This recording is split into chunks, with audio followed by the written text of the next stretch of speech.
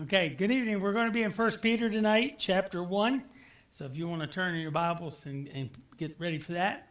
Before we go there, though, we'll just talk about a couple announcements. I'll remind everybody Sunday, of course, 10:30, both in person and live streaming. And then Monday, we have our prayer gathering on Zoom. Tuesday, we have our men's fellowship on Zoom. And, of course, tonight we're here. So for those of you watching, we do have the Bible study, and then we follow up with the time of prayer as well. So we will be talking tonight about a life of holiness. A life of holiness.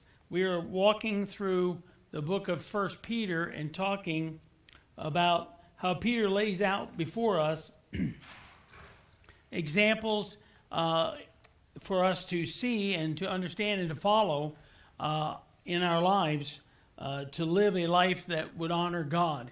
And so we've already talked about Peter himself, the man behind the message, and we've already talked about what faith looks like, that relationship we have in Jesus. And tonight we're going to talk about holiness. So when we are born again, we are called to live a holy life. And we'll talk about that more in just a minute, because a lot of people are confused on what holiness is or what being holy is. But let's read, first of all, the text beginning in verse 13 of chapter 1. Therefore, well, as soon as you see that word, you need to ask the question, what's it there for? And what it's there for goes back and talks about everything that we've already talked about being born again.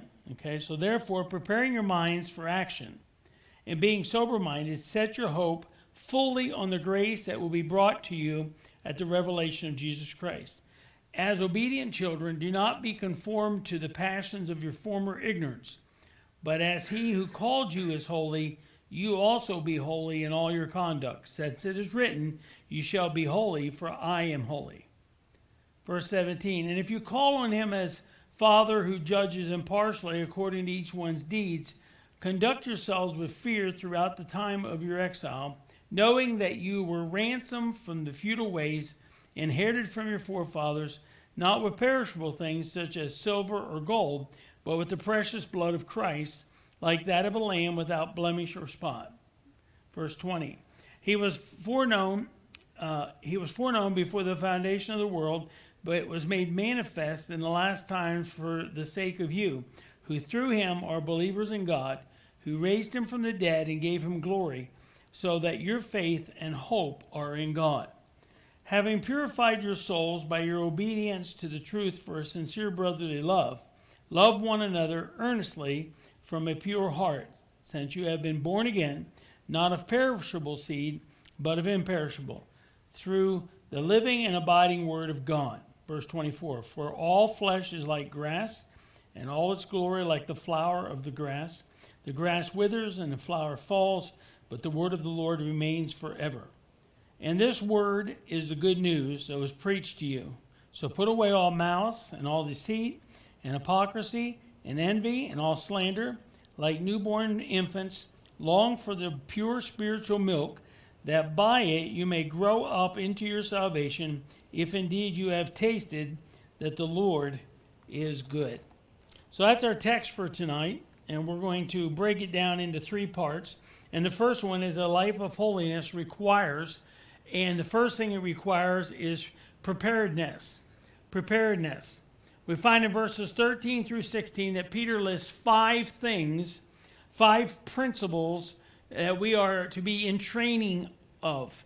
Okay, so when you get saved, when you come to know Jesus as your Savior, these 5 things do not instantly pop out in your life, and you're just drastically and totally different because you're now saved.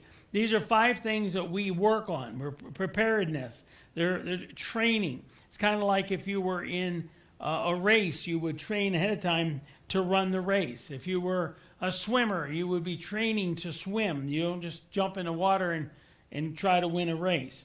So these are 5 things Peter lists here in verses 13 through 16 for us that we need to be in a preparedness state. First of all, we are to prepare our mind. Prepare your mind. He says in verse 13, therefore, because of that relationship with Jesus that we talked about previously, preparing your minds for action. And what does he mean by that? He means to make up your mind, to focus your mind, to make a choice. It's interesting that in the original language, the idea here is it's an act that you do in making a decision or a choice that you plan on doing, okay? So first of all, you have to prepare your mind and you set your mind, this is what I'm going to do, and you don't give up on that. Anybody that tells you that they have lost significant weight without a program will tell you they just set their mind to it and they did it. Anybody that is training to run a marathon or something, they're preparing their mind for that race. They set their mind. They make a choice and they act upon it because your mind controls your will. Okay. Second thing he mentions here in verse 13 is being sober-minded. That doesn't mean not to drink. It means to be self-controlled. Self-controlled. That means that you do not run to and fro all over the place, and you're not affected and you're not controlled by outside circumstances. You're not affected, you're not controlled by immorality and the worldly stuff, but you have set your mind on God, that you want to be spiritually and morally alert and focused on what God wants you to do. 1 Thessalonians, Paul writes there and gives us a little bit of a different view of the same thing. He says, let us not sleep, meaning being spiritually lazy, just like, whatever. Okay, he says, let us not sleep as others do, but let us keep awake and be sober. And what he's referring to there is being under the control of the Holy Spirit and not jumping to and fro. One of the things that we see a lot of these days is people who jump from one church to another church to another church, and there's no real reason for it. They don't have a real reason to change churches. They just change churches, or they jump to and fro in relationships. They're married for a little while, they divorce that one, they grab this one, they so on and so forth. People are very helter-skelter anymore. And Peter says, in our holiness, being prepared to be holy, we've got to be in self-control. Thirdly, in verse 13, it says, set your hope fully on the grace that we brought to you at the revelation of Jesus Christ. And so he says the third thing we must do is set your hope. Or you could put in there, set your focus if you want to, because our focus, our hope, the reason I use the word hope is because it's in the verse, but our hope is in the grace of Jesus Christ that he has given to us that will be completed when we go to be with him at that point when the rapture happens. Holy living, to be like Christ, to live holy, it demands determination and it demands complete focus on the Lord. So we need to set our eyes on him. The Amplified Version puts it this way, and I think it's very good. It says, fix your hope completely on the grace of God that is coming to you when Jesus Christ is revealed. It says, put your hope where it counts, where you know that it's going to happen because of your relationship with Jesus. So we have prepare your mind, be self-controlled, set your hope. Number 4, don't conform. Don't conform. Verse 14 says, as obedient children, not as little kids. It's not what it's saying here. It's saying as children of God, obedient children. There's a difference between children and obedient children. And all parents say, amen, right? Yeah, okay. Just go to the grocery store. So anyway, as obedient children, do not be conformed to the passions of your former ignorance.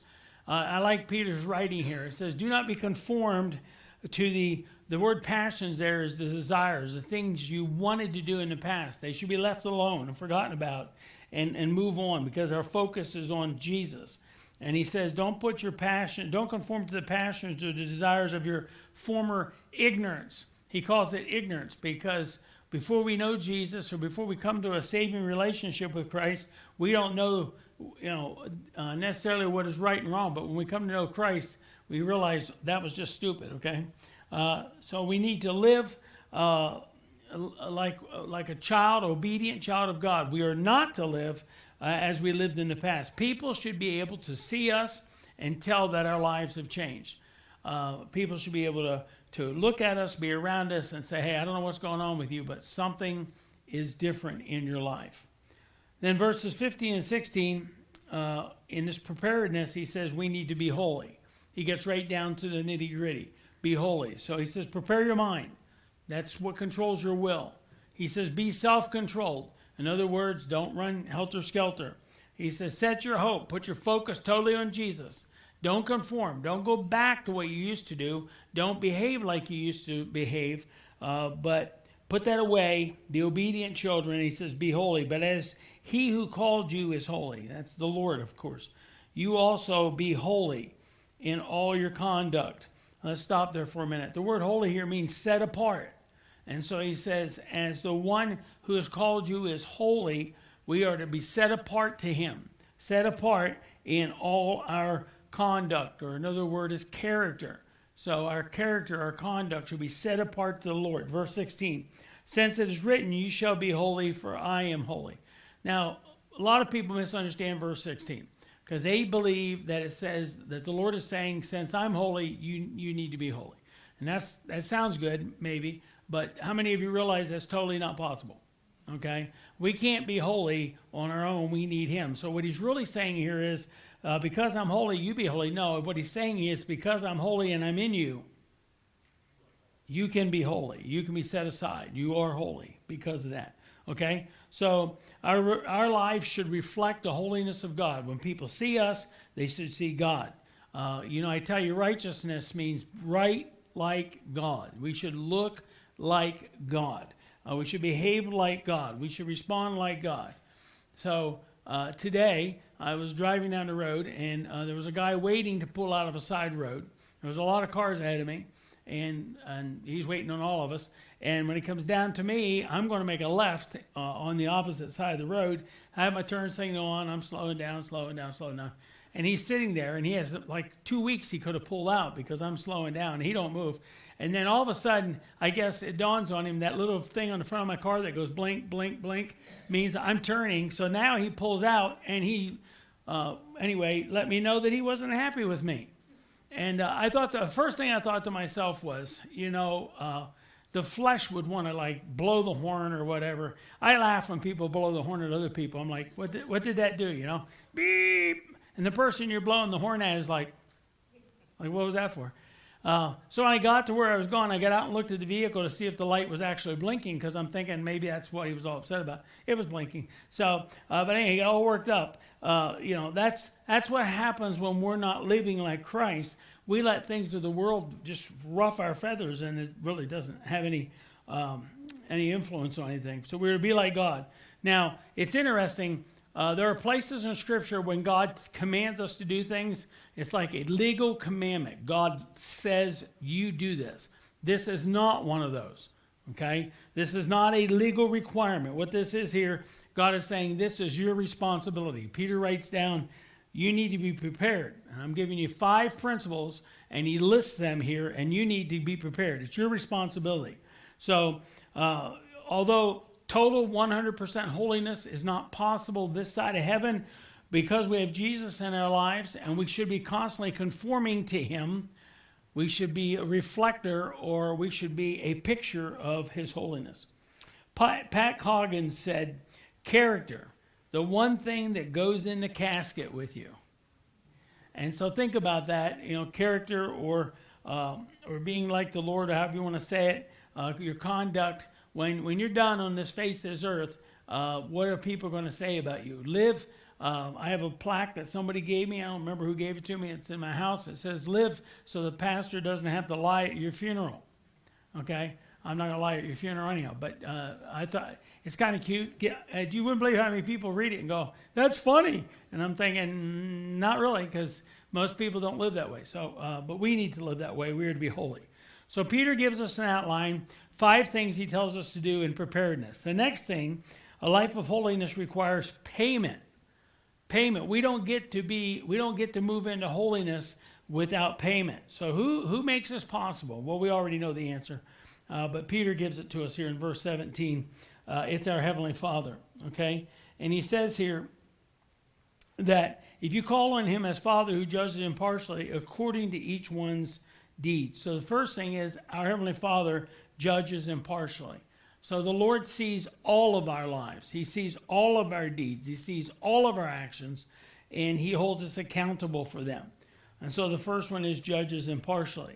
The second thing is our Heavenly Father also provided redemption, verses 18 and 19. Knowing that you were ransomed from your futile ways, inherited from your forefathers, not with perishable things such as silver or gold, but with the precious blood of Christ, like that of a lamb without blemish or spot. So we go back and it says, now Peter writes here, knowing that you were ransomed. We were ransomed. We were purchased. Somebody went in and paid the payment for us. And it says, from the futile ways inherited by your forefathers, which means that because Adam and Eve sinned, we have had sin all along. I saw a cartoon today. It said the reason women never know where they want to go eat is the last time they made a choice on food, they brought devastation to the whole world. I didn't make it up. I just read it. I'm just repeating. Okay. Don't get mad at me. But it goes on and it says, not with perishable things such as silver or gold or bitcoins. Okay. You weren't redeemed with that stuff. That stuff didn't redeem you. But you were redeemed with the what? What's the Bible say? Precious blood of Christ.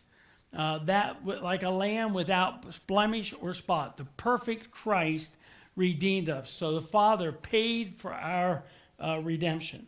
The third thing he lists here, our Heavenly Father planned before time. Verse 20. It says was foreknown before the foundation of the world, but was made manifest in the last days for the sake of you. Who was known before the foundation of the earth? Christ. He had the plan. God already had the plan, all planned out, all figured out. And Peter writes it down here and says it was manifest. The word manifest means made known. That's what the word means, made known. In the last days for the sake of who? Me. And so the work of Christ on Calvary, verses 18 and 19, to offer that precious blood that redeemed us. That was the plan before even time started. God knew all this was going to happen, and he did it and the verse 20 says, the sake of you, but you can very easily change that to for my sake, because it's for everyone's sake. Verse 20. Verse 21, who through him are believers in God. Who through him, you could put the word in there if you wanted to, we. Okay? So who through him we are believers in God, who raised him from the dead, God who raised Jesus from the dead and gave him glory, so that our faith and hope are in God. And so our Heavenly Father judges impartially. He redeemed us. He had the plan before time, and he offers us hope, or provides us hope here in verse 21. So our faith in and our hope is in Christ Jesus, through Christ Jesus. It's guaranteed because of God's eternal plan that he set up even before man was ever even thought of. That's kind of hard to comprehend, and I know if you have questions sometimes about things in the Bible, that might be one of those. I've had people say, if God already knew Adam and Eve was going to sin, why did he ever create them? He loves people. You know, and the Bible says he made them in his image. I can't give you any more detail than that because I don't know any more about that than you do. And when you get to heaven, you're not going to ask because it's not going to matter. Okay, so a life of holiness requires, number 3, production. So Peter says not only are we to be prepared, and not only is there a payment involved, but there should be something that happens, production. So if you get hired for a job, they expect you to produce. At least I never had a job where they just hired you to sit around and we're going to just hire you to sit in the break room and have coffee, you know. I never had that happen. So maybe you did, and if you did, that's great. So, but anyway, Peter says there's got to be production. So a life of holiness will produce, and he gives us 3 things that it will produce. First of all, it produces brotherly love. Verse 22, having purified your souls by your obedience to the truth, for a sincere brotherly love, love one another earnestly from a pure heart, since you have been born again, not of perishable seed, but of imperishable, through the living and abiding word of God. For all flesh is like the grass, and it grows, and then it dies, and so on and so forth. But the word of the Lord remains forever. And this word is the good news that was preached to you. So the first thing he tells us is when we have this life of holiness, when we're walking after Christ and letting Christ be in charge and revealing himself through us, this life of holiness produces brotherly love. You know, we will learn to love one another. We'll learn to love other people. a lot quicker and a lot easier when we let Jesus be in charge. So he says here, what does it, I'm asking you the question, if you look at the text, what does it take to have brotherly love, sincere brotherly love? Peter tells us right here in the text, this is important. This is a sermon in its own self. So take a look at it again. First thing, there's three things that requires for us to have sincere brotherly love. If you want to mark them in your Bible, I'll give them to you. First one's in verse 22, obedience to the truth. Obedience to the truth. You're not going to have sincere brotherly love if you don't have obedience to the truth. Okay, look what he says. Obedience to the truth for a sincere brotherly love. This is not my opinion. This is the word of God. Okay? The second thing that we need to have in order to have a sincere brotherly love is a pure heart. A pure heart. It's found in verse 22. Because if we don't have a pure heart, we are always judging people. We're always jealous of people. We're always wanting something somebody else has. A pure heart erases that, puts that away, because we are not to be like that. And then the third thing that's mandatory for sincere brotherly love is in verse 23, born again. Having been born again. We can't have a real brotherly love if we don't have a personal, intimate relationship with Jesus Christ. Okay, that's a whole message, a study in its own self. The second thing a life of holiness will produce is true repentance. True repentance. Now, I'm going to break these down for you. There's 5 of them tonight, and they're not in your notes, but if you want to jot them down, you can, but I'll just give them to you. So it says in we're in chapter 2 now, verse 1, it says, so, when you see the word so, that ties chapter 2 to chapter 1, and it actually, this is one of those places I told you before that probably wasn't the best division in Scripture, okay? And because it says so, he's finishing something he's already talking about. So he talks about brotherly love, and he says, so put away all malice, all deceit, hypocrisy, envy, and all slander. So he says, get rid of these things. Now, these things do a lot of things, but one of the things they do is they erase brotherly love. They separate believers. They cause friction. You take any of those things and put them in your marriage, you have a problem. You take any of them and put them in a good friendship, you have a problem. You take any of those things and put them in the church, you have a problem. And so let's talk about what they are, because we don't use some of these words every day. First one is malice. Malice is that ill will. That is an attitude to wanting to hurt someone.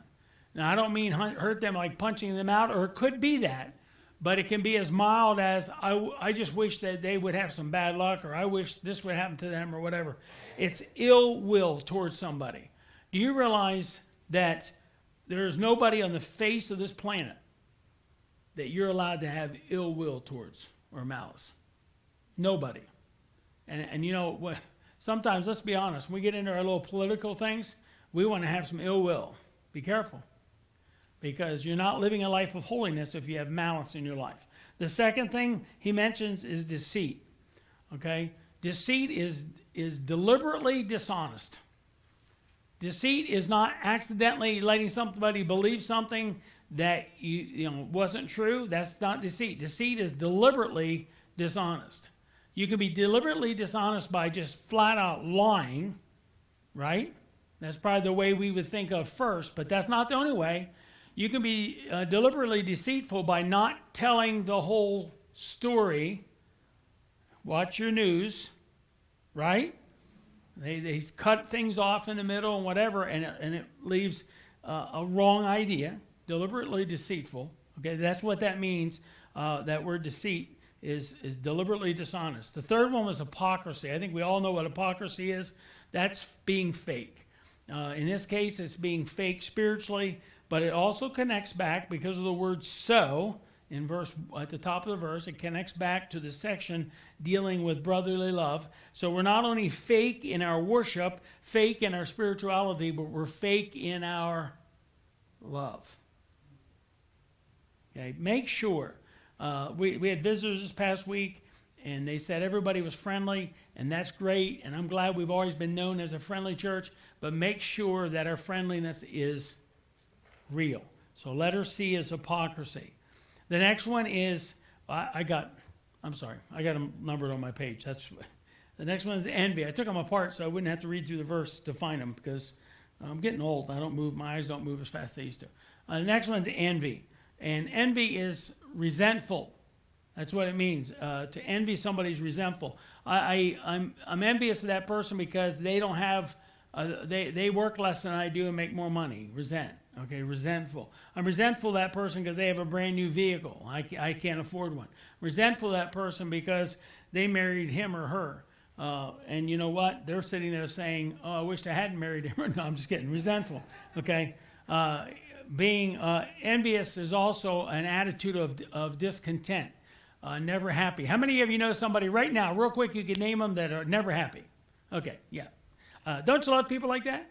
I mean, anyway, I have to be careful what I say because we are live streaming. But yeah, people like that drive me crazy sometimes because they're never happy. Well, that's envy. And then the last one he mentions was evil speaking. Evil speaking, sometimes we want to minimize this, but it is as simple as gossip, which isn't really that simple, but it's as simple as gossip. It's as complex as just bold lies that tear people down, evil speaking. It's also backbiting, when you stand behind somebody and put them down, and so on and so forth. And we've all had that happen to us, and we've probably all done it to somebody else. So Peter says here, put it away. He says, put it away. The idea is to put it somewhere and walk away from it and not go back. That's the idea. Put it away. Paul, when he refers to things like this, he says, take it off. He talks about like taking a coat off and laying it down and walking away. Paul always says, take it off. And then after he says, take that off, he says, put on. And he lists the things spiritually that we need to put on. Peter doesn't do that here. But he says that we need to put it away.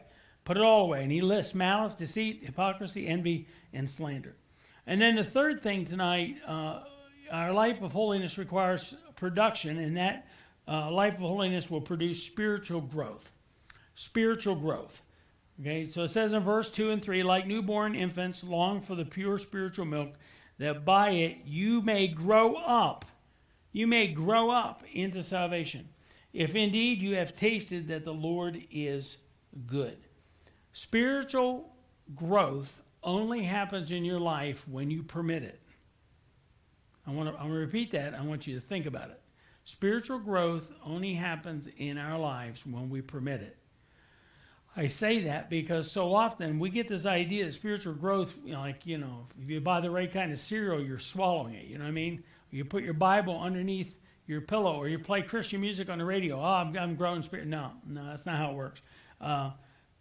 Peter here gives us a couple things to look at real quick. First of all, he says, as newborn infants, just like a little baby, just like a small child is hungry, we need to long for. We need to be hungry for, and he tells us what we're hungry for. Look at it. You might well mark it in your Bible. Pure spiritual milk. I'm emphasizing the word pure because this is not this stupid stuff that they're selling now as the truth from the pulpit. This is pure spiritual truth from God. Okay? And so he says that we need to, like newborn babies, desire that. And then by that we grow up. Okay, so let's look at what he says. As Christians, we are to, first of all, desire the real word, the pure spiritual milk. That's as opposed to the deceitful teachings that Paul talks about, that Peter talks about, that James talks about, that John talks about. That's all through the New Testament. All of the writers talked about, and even Jesus mentioned that fake teaching. Okay, so he says we need the real word. That's what we really need, the real word.